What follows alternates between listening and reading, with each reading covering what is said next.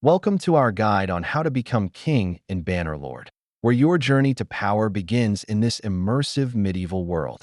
To become king, you must understand the factions. Each faction has unique traits and dynamics that will influence your strategy. When building your character, focus on leadership skills. A strong leader attracts loyal companions and followers. Gathering a following is essential. Recruit companions through quests, taverns, or by proving your worth in battle. You can choose different paths to kingship: conquest through war, diplomacy through alliances, or vassalage to others.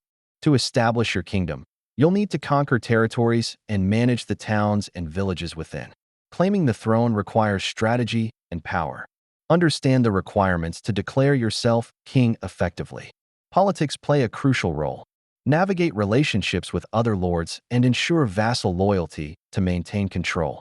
Once established, defend your kingdom by preparing your army and securing alliances to repel any enemies. In conclusion, pursue your journey to kingship in Bannerlord. Each step will shape your legacy.